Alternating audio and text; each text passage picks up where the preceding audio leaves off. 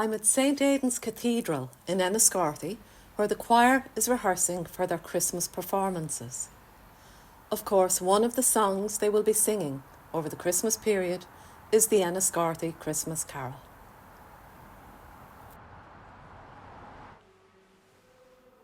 The church organist of the cathedral here was one of the two men responsible for collecting the carol, and so this is a most appropriate place to hear the carol sung.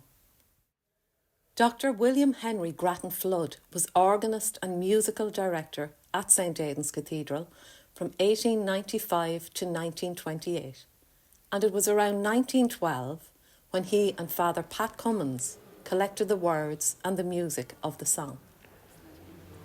Hello, Aileen, how are you? Nice to meet you. Near Bethlehem, 'tis shepherds keep their flocks of lambs and feeding sheep, to whom God's angels did appear, which put the shepherds in great fear.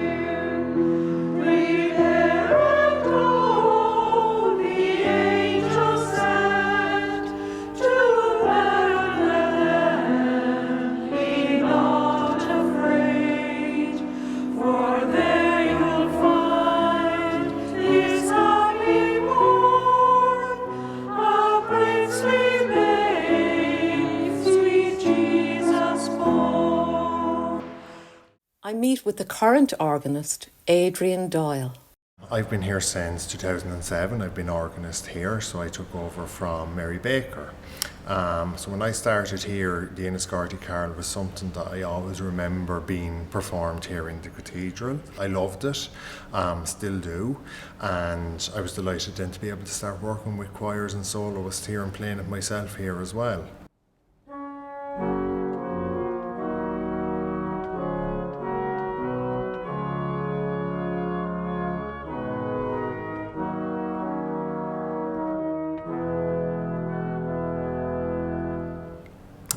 We have a tradition here every Christmas Eve that as the priest process in through the body of the church holding the baby Jesus, that they sing two verses of the Enniscorthy Carol, and then they place the baby Jesus in the crib and they go into Adeste Fideles and then go into the English version, O Come All Ye Faithful. So that's a nice tradition then on Christmas Eve. And then, on Christmas Day, Adrian explains they have a different arrangement of the song. So we like to kind of give a solo to people to do. So we normally pick one person from our choir, a male member of the choir. He'll do the first verse solo.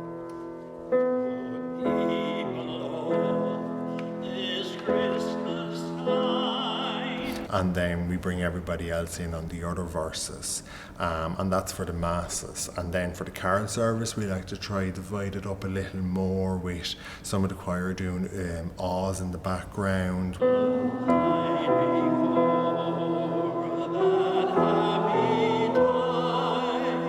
And people always say here that if they don't hear the Enniscorthy Carol at Christmas, it's not Christmas. And it's the only time it can be heard, and the people in the congregation love to hear it as well. So it's really nice, and it's, I suppose, really special to us, and all the more special because Henry Grattan Flood, predecessor here playing the organ of mine, composed the carol, or well, notated the carol, so it means something special to us here.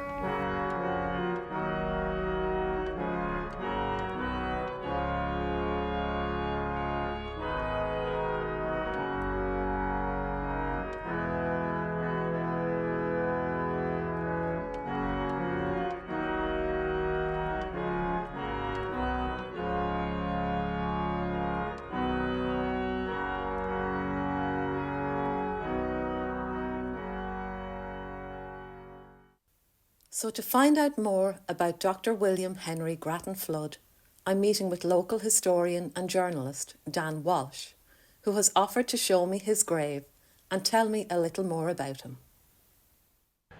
Now, Aileen, we're here in St Mary's graveyard in Enniscorthy, and behind us here is a lovely Celtic cross, and it's the final resting place of Chevalier William Henry Grattan Flood, who was very well known as an author, a composer, a musicologist and a historian.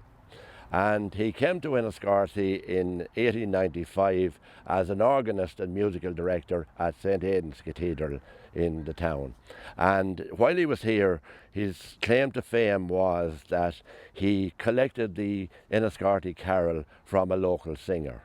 And since then it's become part of folklore in Enniscorthy. He was also a noted historian. He was responsible for the publication of the History of the Diocese of Ferns in 1915 and the History of Enniscorthy in 1920. And their ecclesiastical histories, they're invaluable to tell us about old Enniscorthy and district. And he died in 1928 and he rests here. And while his tributes are music, to me, he was the great historian. He was the one who put our history into print, and it's there to this very day. So one thing about William Henry Grattan Flood is he's not forgotten in Enniscorthy and district. Next, I'm meeting with Margaret Franklin, granddaughter of William Henry Grattan Flood.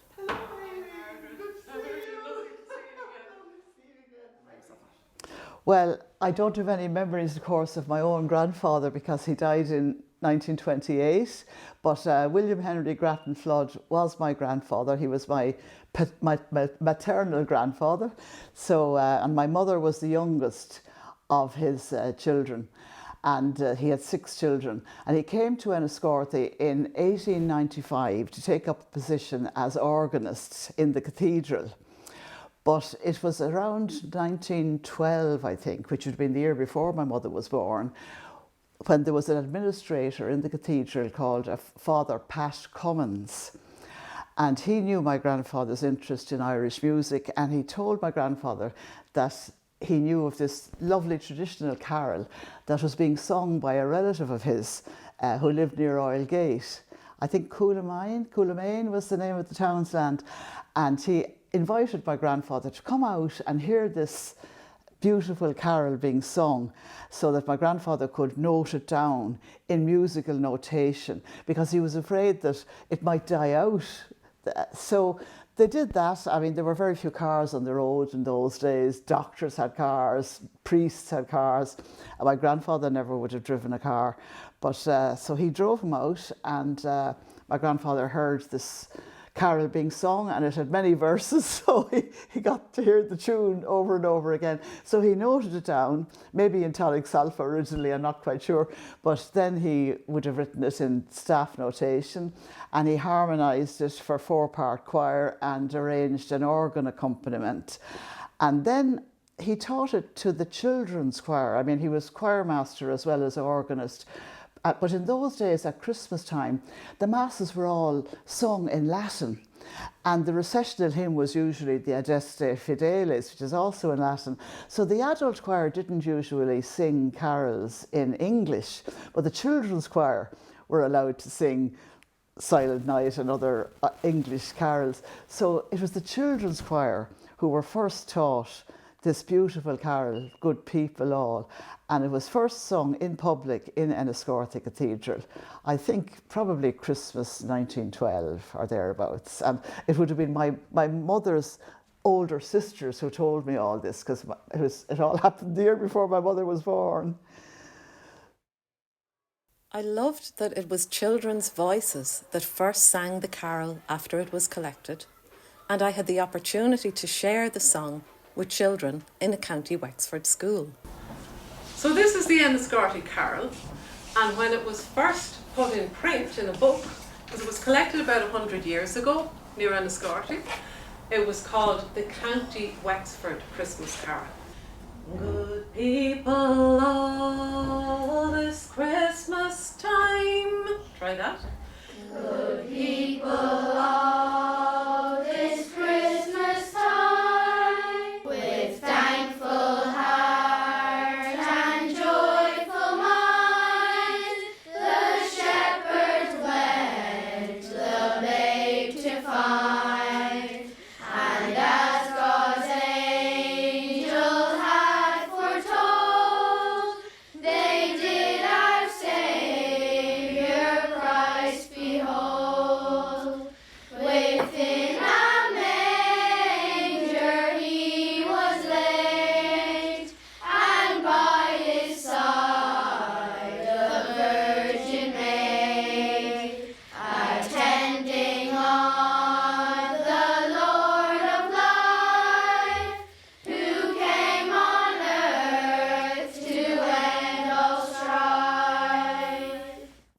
asked who'd like to tell me what they liked about the song. I like the change of tone, like in each lyric and verse. It's like an interesting air because it's not real, like no other song would have that kind of air. I love the way it's an old Christmas tune and the way it dates back really long ago, and I'm really happy that they translated it and all. I really like the way that older songs can still be catchy when it's really old and all, and it's really good. So now to Oylegate to find out more about Father Pat Cummins and the place they visited to collect the carol. I meet with Sean Quirk and his sister Anne at the top of a lane on a sharp bend beside the GAA pitch, about 2 miles outside of Oylegate village. Hello, Anne, is it? That's me, yeah. Thanks, Willie, for making me that. And Sean. Sean, yeah. How are you Great. today? Very welcome to Coolamain. We're here in Coolamain in what's affectionately known as Cummins' Corner. And Cummins' house is down at the end of this lane here. This land was owned by Thomas Mann. I think bought it from the Cummins after Cummins getting it, and through his generosity in the early 60s, 61 or 2, our mother and father, Anne's mother and father, were get the house built up the road here a mile, and we would just live just down the road here, and we'd no house. And Tom generously gave us Cummins' house to live in for a couple of years when the council were building a house for the family up the road. Early 60s, Anne, wasn't it? Yeah. And we all lived down there. The lads remember more about it than me because went to school from here. I didn't. I was much too young. But Anne, you would remember you didn't really use the lane up or down when you were walking. You used the fields. We came across the field, which was shorter. Yeah, and that was the way. And this entrance is here for many years, and it's a well-known landmark in Cummins' Corner, even since the GA pitch came here. If you're giving people, it was even bigger than the GA pitch as a landmark. Nothing of the mud-walled house stands anymore, and I ask Anne to tell me what she remembers. Yeah. No, there's a big open fire in the kitchen, then there's only the parlour and then the bedrooms upstairs. It wasn't that big a house now or anything. There's an old farmhouse and a big pump outside in the yard where you got the water. No Cummins live in Coolamain anymore, but after some inquiries, I make contact with Nóirín Cummins, who lives in Carrigonbanno in South Wexford. I'm meeting her here in Oylegate at her grandfather's grave. Well, Aileen, we're here in Oylegate graveyard, and I knew nothing about the connection between the Cumminses and the Wexford Carol or the Enniscorthy Carol until you got in contact to tell me about the connection. So, in fact, Lawrence Cummins was my grandfather, and Father Pat Cummins, I have now discovered, my grand-uncle was Lawrence Cummins' brother, and he was responsible for collecting the Enniscorthy Carol. He learnt it from his mother Bessie, my great-grandmother, who in turn learnt it from her mother Elizabeth Reck, my great-great-grandmother. So certainly the Wexford Carol will mean a lot more to me going forward, and that every time I'll hear it now, I'll think of the work of these two remarkable men over 110 years ago. So Aileen, this book is the first written record of the Enniscorthy Carol from 1922, and I'll read you the last verse, which it appears was written or revised by Father Pat Cummins, my granduncle. Come, let us then our tribute pay to our good God as well we may, for all the grace and mercy shown through his Son to us till then unknown. And when through life we wend our way, mid trials and sorrows day by day, in faith and hope, whate'er befall, we'll wait in peace his holy call. The Enniscorthy Christmas Carol is well known among traditional singers in County Wexford and beyond. There's a regular session in Mary's Bar, Wexford Town, where performers deliver recitations and solo unaccompanied traditional songs. Here's Gavin Byrne singing the Enniscorthy Christmas Carol. Good Good people all this Christmas time, consider well and bear in mind what our good God for us has done in sending his beloved Son. With Mary holy we should pray to God with love this Christmas day. In Bethlehem upon that morn there was a blessed Messiah born. The unique melody notated by William Henry Grattan Flood is also popular among traditional musicians and played as an air. Aileen Kennedy performs a beautiful rendition on the harp.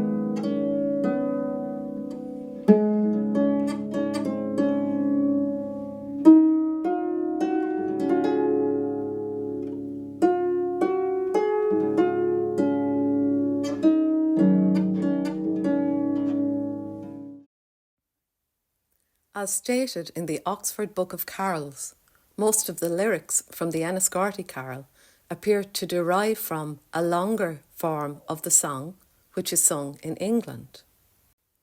However, the air collected in Coolamain and notated by Dr. Gratton Flood is truly unique and not found elsewhere. Its modal qualities give it a truly traditional Irish flavour. I asked Margaret to show me how the tune uses both the natural and the flattened form of some notes to give it its distinct character. It does actually use the F sharp there. See then.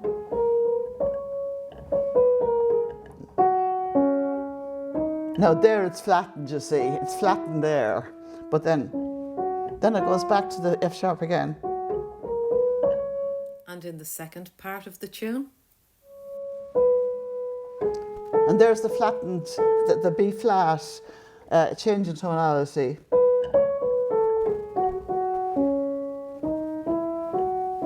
And then it goes back to the original.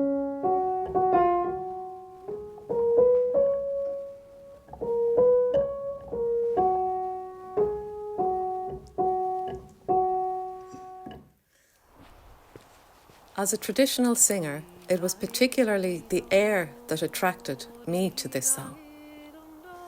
As I wandered the lane to Cummins' house in Coolamain, I imagined Dr. William Henry Grattan Flood hearing the song, well known in the Cummins family, for the first time. Good people all this Christmas time, consider well and bear in mind what our good God for us has done in sending his beloved Son. With Mary holy we should pray to God with love this Christmas day. In Bethlehem upon that morn there was a blessed Messiah born. While we are told that Father Cummins got the song from his mother, Bessie Murphy, who in turn got it from her mother, Elizabeth Reck of Crory, neither were alive in 1912 when it is thought the carol was collected. Most likely, the house that was visited in Coolamain was the Cummins household, where Father Cummins, his father and siblings sang the song. The carol has since become a huge part of the Christmas tradition in Enniscorthy and has also been recorded by traditional musicians and singers such as Mícheál Ó Súilleabháin, Nóirín and the Voice Squad, by American singers such as Julie Andrews, Nancy Griffith and Alison Krauss, and is sung by choirs all over the world. We have two women to thank for handing down this beautiful song to us: Elizabeth Reck of Crory and Bessie Cummins of Coolamain, and two men, William Henry Grattan Flood and Father Pat Cummins, for having the vision to collect and share the song so that it can be part of the Christmas experience for so many people for many years to come in Enniscorthy and across the world.